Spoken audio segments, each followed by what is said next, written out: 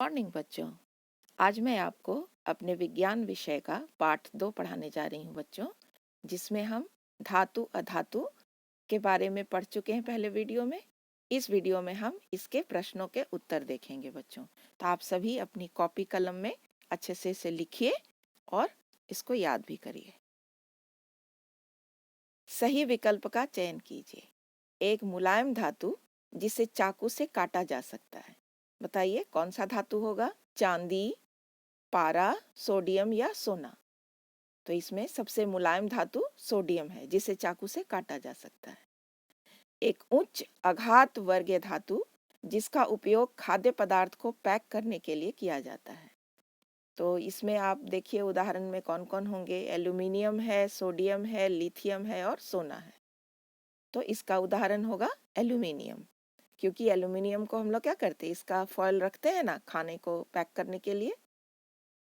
एक अधातु जिसमें चमक होती है। तो आप सभी जानते हैं कि धातुओं में चमक होती है ना। लेकिन अधातु ऐसे कौन है जिनमें चमक होती है? कोयला, आयोडीन, सल्फर और ब्रोमीन। तो आयोडीन जो है उसमें चमक होती है। दूसरा प्रश्न है, खाली जगहों को भरिए।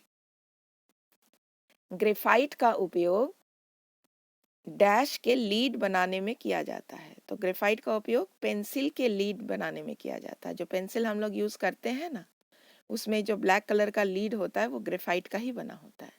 ग्रेफाइट क्या है बच्चों? ये अधातु है।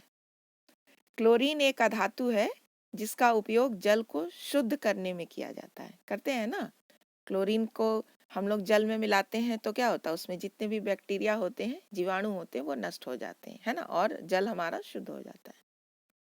अगला प्रश्न है, पहचानिए और नाम लिखिए। एक धातु जो द्रव रूप में होता है। ज्यादातर हमने पढ़ा है कि धातु ठोस रूप में होते हैं, है ना, कड़े होते हैं। लेकिन ऐसे एक धातु का नाम बताइए जो द्रव रूप में होता है। तो पारा जो है वो कमरे के तापमान पर द्रव रूप में होता है, इसीलिए इसे हम लोग कहाँ भरते हैं बच्चों? थर्मामीटर में भी इसी का उपयोग किया जाता है। एक अधातु जो कठोर होता है। हम लोग जानते हैं कि धातु सबसे कठोर होता है ना। लेकिन एक अधातु का भी आपको नाम बताना है जो सबसे कठोर होता है। तो अधातु क्या है? हीरा, जो कोयले का अपरूप है और ये सबसे ज्यादा कठोर होता है। अगले प्रश्न में, बिजली के तार बनाने हेतु तांबे को सबसे उपयुक्त क्यों माना जाता है? हम लोग जो घरों में बिजली का तार उपयोग करते हैं, तो हम लोग जानते हैं कि सभी धातु जो होते हैं वो विद्युत के सुचालक हैं। तो इसमें हम लोग तांबे को ही क्यों उपयोग करते हैं, अन्य धातुओं को क्यों उपयोग में नहीं लाते हैं? तो तांबा जो धातु है वो विद्युत का एक अच्छा सुचालक तो है ही, साथ ही साथ यह चांदी या अन्य धातुओं से सस्ता भी है और आसानी से उपलब्ध भी है। इसलिए बिजली के तार बनाने हेतु तांबा अधिक उपयुक्त धातु है। हालांकि लोहा सस्ता है बच्चों तांबा से, लेकिन उसमें क्या है, उसमें जंग लग सकता है ना। लेकिन तांबे में जंग भी नहीं लगता, इसीलिए हम लोग तांबे के तार को ही सबसे उपयुक्त मानते हैं। धातु एवं अधातु के तीन तीन उपयोग लिखिए। तो बहुत सारे उपयोग हैं, उनमें से मुख्य जैसे तीन उपयोग धातु के हैं, जैसे मकान एवं पुल के निर्माण में हम लोग लोहे का उपयोग करते हैं। थर्मामीटर में हम लोग द्रव रूप में उपस्थित पारा का उपयोग करते हैं। गहने बनाने के लिए हम लोग सोना या चांदी का उपयोग करते हैं। ऐसे बहुत सारे काम हैं, लेकिन ये तीन हम लोगों ने यहाँ लिखा है। अधातुओं के उपयोग में भी, अधातुओं के भी बहुत सारे उपयोग हैं, उनमें से मुख्य हैं जैसे ऑक्सीजन का दहन एवं सजीवों में श्वसन के लिए आवश्यक है। ऑक्सीजन के बिना हम आग नहीं जला सकते हैं, श्वास भी नहीं ले सकते हैं। हाइड्रोजन, ये भी अधातु है, इसका उपयोग हम लोग ईंधन के रूप में करते हैं ना। जितनी जो हवाई जहाज वगैरह में आप जो देखते हो लिक्विड पेट्रोलियम के रूप में या अन्य जगहों में, तो हम लोग इसको ईंधन के रूप में उपयोग में लाते हैं। क्लोरीन का जल शुद्धिकरण में उपयोग होता है ना, जल को शुद्ध करने के लिए। जितने जो जेट विमान वगैरह हैं ये सभी हम हाइड्रोजन गैस से ही चलाते हैं। अगला प्रश्न है, कारण बताइए। एल्यूमिनियम की पन्नी का उपयोग खाद्य सामग्री को लपेटने में किया जाता है। क्यों करते हैं हम एल्यूमिनियम की पन्नी का उपयोग खाद्य सामग्री को लपेटने में? तो इसका उत्तर है, एल्यूमिनियम जो है आघातवर्धक है और यह वायु और पानी के साथ सक्रिय भी नहीं है। ना तो ये वायु से अभिक्रिया करता है, ना ही जल से। इसीलिए एल्यूमिनियम की पन्नी का उपयोग खाद्य सामग्री को लपेटने में किया जाता है। मान लो तुम कोई भी गर्म खाना रखोगे तो भाप बनेगा, भाप में क्या होगा, जल होगा। अगर वो अभिक्रिया कर लेगा तो खाना तुम्हारा खराब हो जाएगा, है ना। अगर खुला में रहेगा तो हवा से संपर्क में आके खाना खराब हो जाएगा।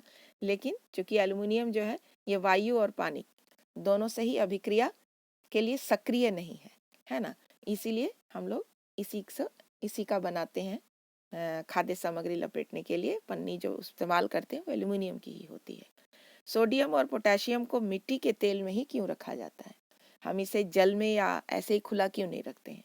इसलिए कि सोडियम और पोटेशियम जो है वो अत्यधिक अभिक्रियाशील धातु हैं। ये जैसे ही वायु या जल के संपर्क में आते हैं ये जल उठते हैं, इसलिए इन्हें मिट्टी के तेल में ही डुबोकर रखा जाता है।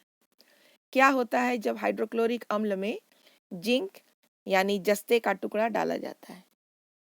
तो जिंक या हाइड्रोक्लोरिक अम्ल के साथ जब हम डालते हैं तो ये अभिक्रिया कर लेता है, क्योंकि जिंक क्या है बच्चों, धातु है।